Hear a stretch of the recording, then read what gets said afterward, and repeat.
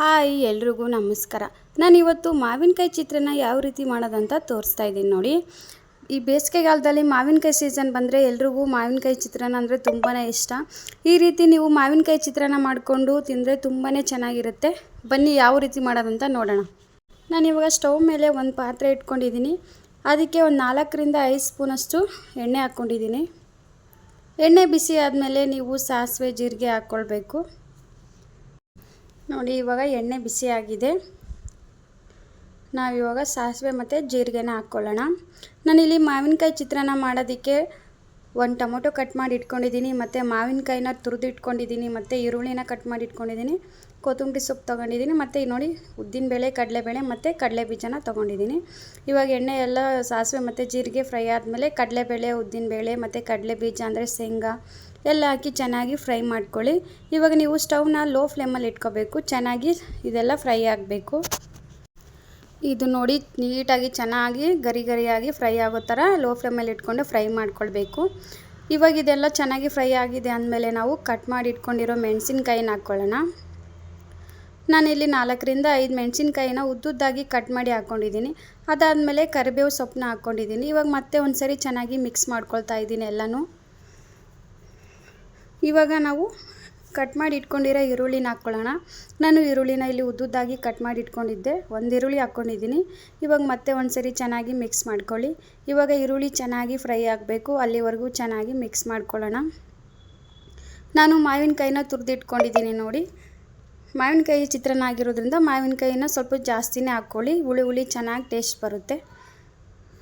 ನೀವು ಇದನ್ನು breakfast, lunch ಎರಡಕ್ಕೂ ಕೂಡ ಮಾಡ್ಕೊಳ್ಬೋದು. ತುಂಬಾ ಚೆನ್ನಾಗಿರುತ್ತೆ. ಇವಾಗ ನೋಡಿ ಈರುಳ್ಳಿ ಚೆನ್ನಾಗಿ ಫ್ರೈ ಆಗ್ತಾ ಇದೆ. ಈರುಳ್ಳಿ ಎಲ್ಲ ಒಂದು ಸ್ವಲ್ಪ ಫ್ರೈ ಆದಮೇಲೆ ನಾವು ಮಾವಿನಕಾಯಿನ ತುರಿದಿಟ್ಕೊಂಡಿದ್ವಲ್ವ ಅದನ್ನು ಹಾಕ್ಕೊಳ್ಳೋಣ. ನೋಡಿ ಮಾವಿನಕಾಯಿ ತುರಿದಿಟ್ಕೊಂಡಿರೋ ಒಂದು ಪೇಸ್ಟನ್ನು ಹಾಕ್ಕೊಂಡು ಚೆನ್ನಾಗಿ ಮಿಕ್ಸ್ ಮಾಡ್ಕೊಳ್ಬೇಕು. ನೋಡಿ ಇವಾಗ ನೀಟಾಗಿ ಎಲ್ಲನೂ ಮಿಕ್ಸ್ ಆಗೋ ಥರ ಚೆನ್ನಾಗಿ ಮಿಕ್ಸ್ ಮಾಡ್ಕೊಳ್ಳಿ. ನೀವು ಸ್ಟವ್ನ ಲೋ ಫ್ಲೇಮಲ್ಲೇ ಇಟ್ಕೊಳ್ಬೇಕು. ಹೈ ಫ್ಲೇಮಲ್ಲಿ ಏನಾದರೂ ಇಟ್ಕೊಂಡೆ ಎಲ್ಲ ಸೀದೋಗ್ಬಿಡುತ್ತೆ.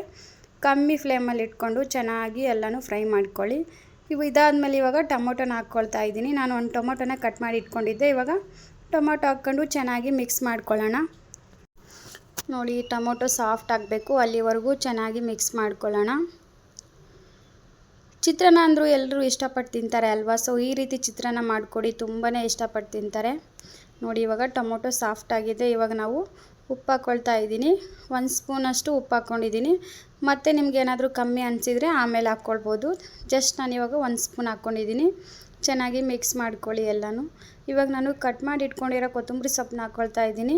ಹಾಕ್ಕೊಂಡು ಚೆನ್ನಾಗಿ ಮಿಕ್ಸ್ ಮಾಡ್ಕೊಳ್ಳಿ ಮತ್ತೆ ಎಲ್ಲನೂ. ಫಸ್ಟ್ ಟೈಮ್ ಯಾರೆಲ್ಲ ವೀಡಿಯೋ ನೋಡ್ತಿದ್ರೆ ಎಲ್ಲರೂ ಚಾನಲ್ನ ಸಬ್ಸ್ಕ್ರೈಬ್ ಮಾಡಿಕೊಂಡು ವಿಡಿಯೋ ನೋಡಿ.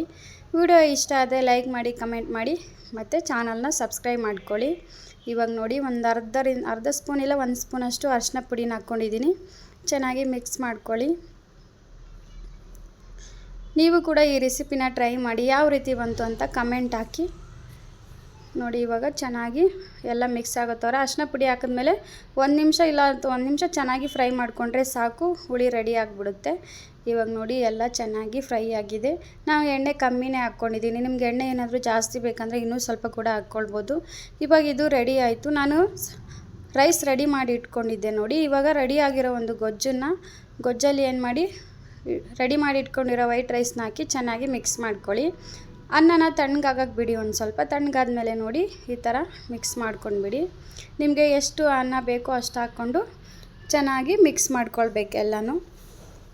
ನಾನು ಇವಾಗ ನೋಡಿ ಅನ್ನ ಹಾಕ್ಕೊಂಡಿದ್ದೀನ ಚೆನ್ನಾಗಿ ಮಿಕ್ಸ್ ಮಾಡ್ಕೊಳ್ತೀನಿ. ಇವಾಗ ನಾನು ಎಲ್ಲ ರೈಸ್ ಹಾಕ್ಕೊಂಡು ಚೆನ್ನಾಗಿ ಕಲಿಸ್ಕೊಂಡು ಇಟ್ಕೊಂಡಿದ್ದೀನಿ ನೋಡಿ. ಈ ಥರ ಎಲ್ಲನೂ ಚೆನ್ನಾಗಿ ಮಿಕ್ಸ್ ಮಾಡಿ ಇಟ್ಕೊಂಡಿದ್ದೀನಿ. ನೋಡಿ ಎಷ್ಟು ಸಿಂಪಲ್ಲಾಗಿ ಮಾವಿನಕಾಯಿ ಚಿತ್ರಾನ್ನ ರೆಡಿ ಆಯಿತು. ಈ ವಿಡಿಯೋ ಇಷ್ಟ ಆದರೆ ಲೈಕ್ ಮಾಡಿ, ಕಮೆಂಟ್ ಮಾಡಿ, ಮತ್ತು ಶೇರ್ ಮಾಡಿ. Thank you.